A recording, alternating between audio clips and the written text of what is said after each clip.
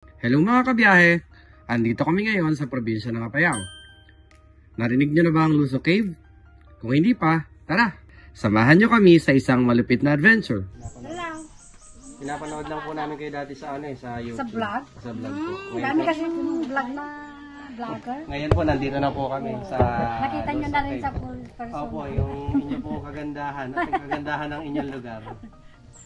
Yun yung kasi yung binabalikan sir. Nakapag-register na nga pala kami and we paid 400 pesos para sa environmental fee, guide fee, at boat ride. We're going to Luso Cave. Magbo-boat ride kami. Usually nasa 30 minutes yung ride. Madilim sa loob, bawat mag-jump. Dito na nga magsisimula ang ating boat ride.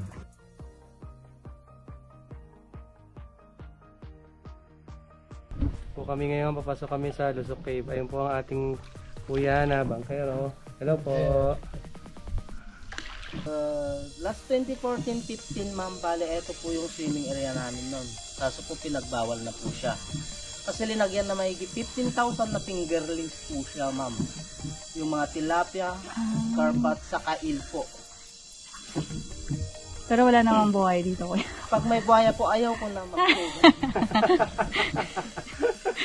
Mahirap na ma'am, baka kami pa yung kakainin.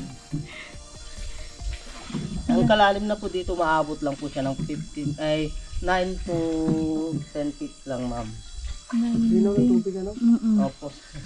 Mas maganda daw yung tubig na malinaw kaysa relasyon na hindi malinaw. Galing ni kuya, kabog. Kung gusto nyo umakyat mamaya sa hanging bridge ma'am, yung kulay orange dun sa taas. Wala naman hanging bridge sa baba ma'am sir, di ba? Taas lang po siya. Yung hanging bridge kasi dito sa Luso Cave ma'am, made lang po siya ng paleta ng coke, plastic lang po siya. Yes ma'am. Pero matibay naman siya, kuya. Yes ma'am. Hindi katulad ng relasyon namin no. Oh. May hugot si kuya. Bakal kasi ma'am sir, mabigat. Ito. Ayan ba, kuya? Yes ma'am. Mas maganda daw yung plastic ma'am. Kaysa plastic na tao po. Tama. Ayan na po yung entrance ng cave ma'am.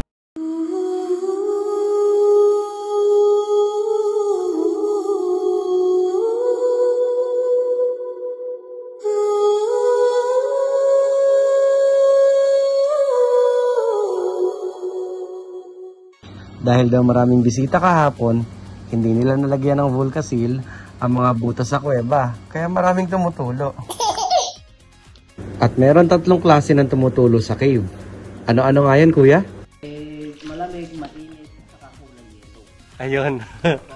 Ayoko ng kulay yellow, Malamig daw ma'am sir, holy water. Pag mainit, foolish yan. Pag kulay yellow saka malambot, huwag ka na daw maingay ma'am. Hawakan mo tapos share mo. Papasok ka pa lang sa cave ay babatiin ka na naggagandahang rock formations, stalactites at stalagmites na nabuo ng kalikasan sa loob ng maraming taon. At sabi nga ng guide natin, paganahin ang imahinasyon. Ang una po natin makikita yung po tinatawag natin para siyang sweet cocoa po siya. Ayan po. Ayaw nga, ang galing. Ayan po, gawa lang ng tubig na pumapatak po. Hindi po gawa ng mga tao po. Galing. Ito naman po para sa baby Buddha. Ayan po siya. Yes ma'am, ayan po siya ma'am. Sa baba naman po para sa couple jellyfish naman po. Ito po siya ma'am. Galing. Jellyfish. Sa taas po ba, stalactite and stalagmite na malapit na magdugtong. Pag nagdugtong na po niya, ng tawag po dyan po. Ayun. Lapit na silang mag-kiss. Yes ma'am. Malamig ba lang? Malamig na po. Holy water pa lang.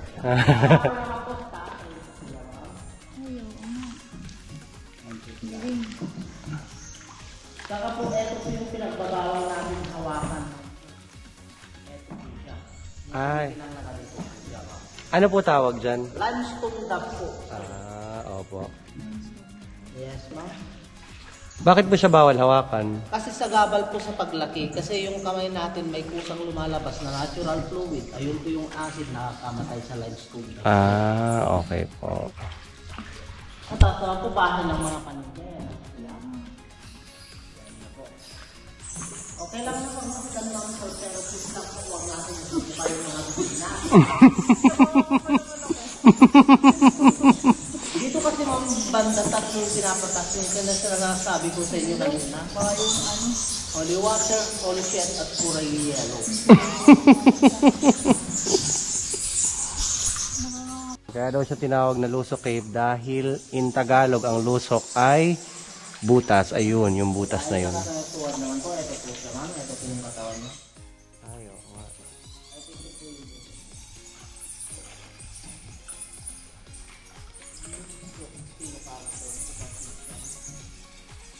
Dati po kuya, nalililig sa... Ma'am, noong wala pang manage dito ma'am, dito po kami tumatalong noon. Ay, grabe, ang taas. Tapos sa lalawin na papunta sa labas po. Kailan siya kuya nag-umpisang magkaroon ng tour? Noong 2014 sir, 10 years na rin mahigit ano. 2014 meron na ng manage ginawa siyang tourist spot. Ayun. Tapos po, in-improve po yung daanan. Ayun. In-improve po talaga kasi po hindi po ba talaga yung daanan. Dati. Yung mga maiitin doon sa taas ma'am, dati mga kapitan ng mga kanina.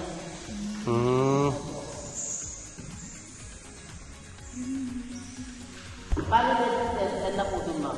Ayun. Tapos na. Pabalik, ito naman ang nadaanan namin. Ayun mukha daw pala ka. Oo nga Hindi lang sa magbibay cauliflower sa broccoli ma'am, meron din dito. Ito po yung cauliflower sa broccoli po sa taas. Ang dami. Galing. Sa baba naman po, one eye octopus. Ito po siya. Ay, ayun labo.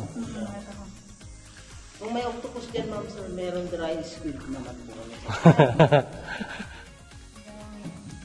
Ang last po na makikita po natin, para siyang pulo ng kabayo. Napuhulog po ang gusto sa bunyag. Ayan po ma'am. Ayun. Ay, ayun. Ayun pala. Oo nga, para sa nakahulog. Nakabayo, ano.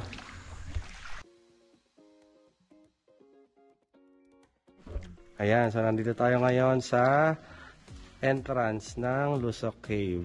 Grabe, ang ganda, Ayan, Hello, love. Ito po ang aming tour guide. Kuya, anong pangalan mo po? Jonathan po. Si Kuya Jonathan. Napaka-komikero at kuwela ang aming naging tour dito sa Lusok Cave. Ayan, picture muna tayo. Ayan, nandito kami ngayon sa entrance ng Lusok Cave.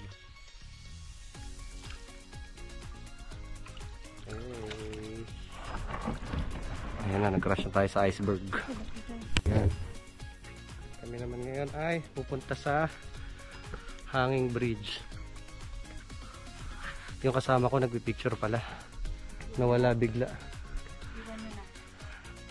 May iwan ka na dito sa Lusok Cave. Swimming muna ako. Swimming muna daw siya with 15,000 fingerlings. And so we're walking in the Hanging Bridge of Lusok Caves. Ayan. 100 steps lang.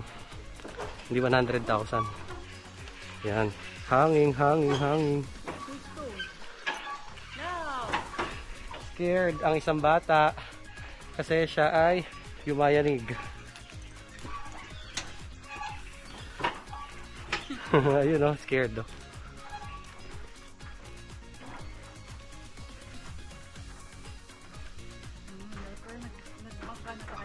Bakit? At dyan nagtatapos ang ating paglalakbay dito sa Lusok Cave sa Luna, Apayao. Napakaganda ng mga rock formations at sobrang relaxing ng boat ride sa loob ng kuweba. Ito raw ang Little Puerto Princesa ng Apayao, pero ang Lusok Cave ay may sariling ganda. Hanggang sa susunod ulit nating biyahe, Ayan. Kung mapapansin nyo, nasira yung kanilang tourism center. Ang kwento nila kuya, may bumagsak daw na puno. Ayun, muntik na raw silang maging kwento na lang.